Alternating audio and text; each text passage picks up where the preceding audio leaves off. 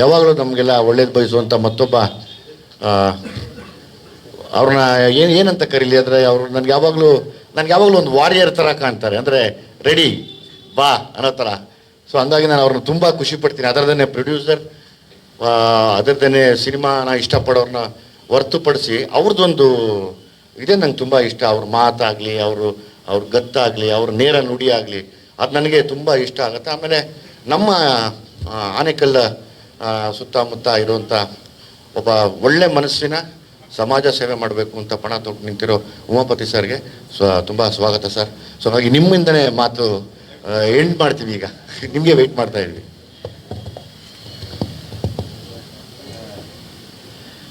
ಎಲ್ರಿಗೂ ನಮಸ್ಕಾರ. ದುನಿಯಾ ವಿಜಯ್ ಸರ್ ಅಂದರೆ ನನ್ನ ಪ್ರಕಾರ ಫಿನಿಕ್ಸ್ ಇದ್ದಂಗೆ. ಯಾಕಂದರೆ ವೇದಿಕೆಗೆ ಮೇಲೆ ನಿಂತಾಗ ಮೈಕ್ ಕೊಟ್ಟಾಗ ಮಾತಾಡಬೇಕು ಅಂತ ಕೆಲವೊಬ್ರು ಮಾತಾಡ್ತಾರೆ. ಅದರ ನನ್ನ ಬಗ್ಗೆ ನಿಮ್ಮೆಲ್ಲರಿಗೂ ಚೆನ್ನಾಗಿ ಗೊತ್ತಿದೆ, ಏನಿದೆ ಅದನ್ನು ನೇರವಾಗಿ ಮಾತಾಡ್ತೀವಿ. ಯಾಕಂದರೆ ನನ್ನ ದುನಿಯಾ ವಿಜಯ್ ಸರ್ ಸಂಪರ್ಕ ಭಾಳ ವರ್ಷಗಳಿಂದ. ನನಗೆ ಅವರಲ್ಲಿ ಏನು ಭಾಳ ಇಷ್ಟ ಆಗಿದ್ದು ಅಂದರೆ, ಯಾರಾದರೂ ಕ್ಯಾಮ್ರಾ ಮುಂದೆ ನಿಂತಾಗ ಕ್ಯಾಮ್ರಾ ಹಿಂದ್ಗಡೆ ಇರೋರ ಬಗ್ಗೆ ಕಮೆಂಟ್ ಮಾಡೋದು ಭಾಳ ಈಸಿ. ಒಬ್ಬ ಪ್ರೊಡ್ಯೂಸರ್ ಆಗಿ, ಒಬ್ಬ ಡೈರೆಕ್ಟರ್ ಆಗಿ, ಒಬ್ಬ ಹೀರೋ ಆಗಿ, ಒಬ್ಬ ಪ್ರೇಕ್ಷಕನಾಗಿ ಜವಾಬ್ದಾರಿಯುತವಾಗಿ ಸಿನಿಮಾ ಮಾಡ್ಕೊಂಡು ಬಂದಿದ್ದಾರೆ. ಅದನ್ನು ಪ್ರೂವ್ ಮಾಡಿದ್ದಾರೆ. ಎಲ್ಲರೂ ಹೇಳ್ತಾರೆ ಎಲ್ಲ ಕೆಲಸ ಎಲ್ಲರ ಕೆಲವು ಮಾಡೋಕ್ಕಾಗಲ್ಲ ಅಂತ. ಮನಸ್ಸಿದ್ರೆ ಸಾಕು, ಯಾವ ಕೆಲಸ ಬೇಕಾದರೂ ಮಾಡ್ಬೋದು ಅಂತ. ಮಾತಾಡೋರು ಮಾತಾಡ್ತಾ ಇರಲಿ, ಕಾಲು ಎಳೆಯೋರು ಎಳೀತಾ ಇರಲಿ, ಬದುಕೋರು ನಾವು ಎಲ್ಲಿದ್ರೂ ಬದುಕೆ ತೋರಿಸ್ತೀವಿ ಅನ್ನೋದಕ್ಕೆ ಒಂದು ನಿದರ್ಶನ ನಮ್ಮ ದುನಿಯಾ ವಿಜಯ್ ಸರ್. ಅದೇ ರೀತಿ ಇವತ್ತು ಈ ಫಂಕ್ಷನಲ್ಲಿ, ಈ ಇವೆಂಟಲ್ಲಿ ದುನಿಯಾ ವಿಜಯ್ ಸರ್ ಮಗಳು, ಅದೇ ರೀತಿ ನಮ್ಮ ವಿನಯ್ ರಾಜ್ಕುಮಾರ್ ಅವರು ಇದ್ದಾರೆ, ಇನ್ನು KP ಶ್ರೀಕಾಂತ್ ಸರ್. ನಾನು ಅವ್ರ ಬಗ್ಗೆ ಭಾಳ ಖುಷಿ ಪಡೋದೇನು ಅಂದರೆ, ಸಿನಿಮಾ ಪ್ರಮೋಷನ್ ಮಾಡೋದು ಕಲ್ತಿದ್ದೆ ನಾವು KP ಶ್ರೀಕಾಂತ್ ಸರ್ ವತಿಯಿಂದ. ಯಾಕೆಂದರೆ publicity, there is no business like show business ಅಂತಾರಲ್ಲ, ಹಂಗೆ ನಿಮ್ಮ ಡಬ್ಬದಲ್ಲಿ ಏನಿದೆ ಏನಿಲ್ಲ ಗೊತ್ತಿಲ್ಲ, ಅಲ್ಲಾಡಿಸ್ತಾ ಇರ್ಬೇಕಷ್ಟೇ, ಜನ ತಿರುಗಿ ನೋಡಬೇಕು. ಯಾವತ್ತೂ ಅಷ್ಟೇ ಸೀಡ್ ನಾವು ಬಿತ್ತಬೇಕು. ಯಾವ ಬೀಜ ಏನು ಎತ್ತ ಅಂತ ಮೊಳಕೆ ಹೊಡೆದ್ಮೇಲೆ ಗೊತ್ತಾಗಬೇಕು ಅದು ಯಾವ ಸಸಿ ಅಂತ. ಯಾಕಂದ್ರೆ ನೆಡೋರು ಗೊತ್ತಿರ್ತದೆ ಯಾವ ಸಸಿ ಅಂತ. ಆ ವಿಚಾರದಲ್ಲಿ ನಾನು KP ಶ್ರೀಕಾಂತ್ ಸರ್ಗೆ ನಾನು ಭಾಳ ಗೌರವಿಸ್ತೀನಿ. ಅದೇ ರೀತಿ ನಮ್ಮ ಗೆಳೆಯರು ನೀನಾಸಂ ಸತೀಶ್ ಅವರು, ಮತ್ತು ಮಾಸ್ಟರ್ ಇದ್ದಾರೆ, ನಮ್ಮ ವಿನೋದ್ ಮಾಸ್ಟರ್ ನಮಗೆ ಸೆಟ್ಟಲ್ಲೆಲ್ಲ ಭಾಳಷ್ಟು ಸಲ ಹೊಸಕೋಟೆ ಬಿರಿಯಾನಿ ತೊಗೊಂಡು ತಿನ್ನಿಸಿದ್ರು. ಇವಾಗ ದುನಿಯಾ ವಿಜಯ್ ಸರ್ಗೆ ತಿನ್ನಿಸ್ತೀರಾ. ಅದೇ ರೀತಿ ಇನ್ನು ಅನೇಕ ಸರ್, ನಾನು ನಿಮಗೆ ಭಾಳ ಇಷ್ಟಪಡ್ತೀನಿ ನಿಮ್ಮ ಆ್ಯಕ್ಟಿಂಗು. ಮತ್ತು ನಮ್ಮ ಮಾಸ್ತಿ ಕನ್ನಡದ ಆಸ್ತಿ ವೇದಿಕೆ ಮೇಲಿದ್ದಾರೆ. ಇನ್ನೂ ಮಾಧ್ಯಮದವರು ಬೇಕಾದಷ್ಟು ಜನ ಇಲ್ಲಿ ಇದ್ದೀರಿ.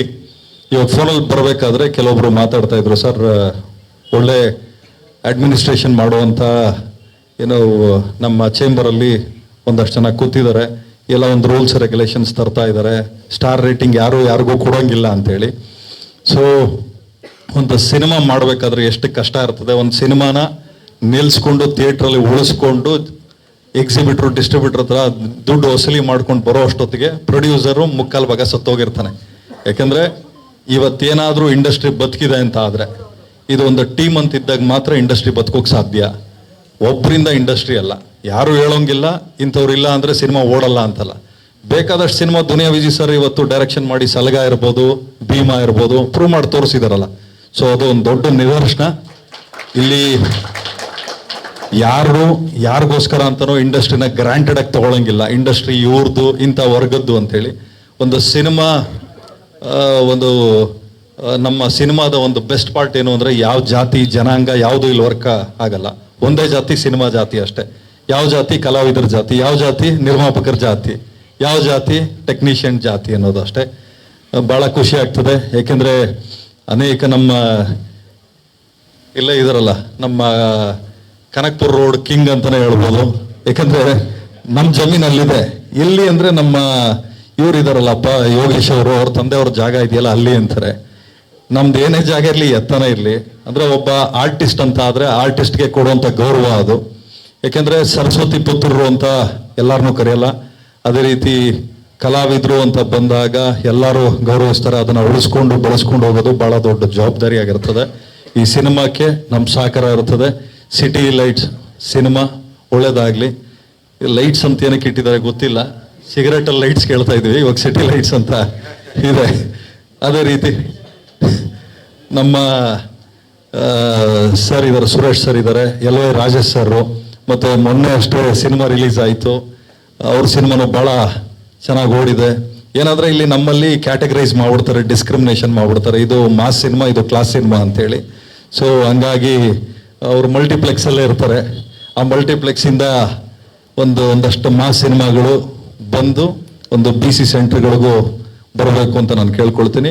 ಈ ಸಿನಿಮಾ ಮುಖಾಂತರ ಒಂದಷ್ಟು ಜನ ಕಲಾವಿದರು, ಒಂದಷ್ಟು ಜನ ನಿರ್ದೇಶಕರು, ಒಂದಷ್ಟು ಜನ ಸಿನಿಮಾ ಕೆಲಸ ಮಾಡಿರೋರಿಗೆ ನಿಮ್ಮ ಆಶೀರ್ವಾದ ಇರಲಿ ಅಂತ ಕೇಳ್ಕೊತೀನಿ. ನಮಸ್ಕಾರ. ಜೈ ಹಿಂದ್, ಜೈ ಕರ್ನಾಟಕ.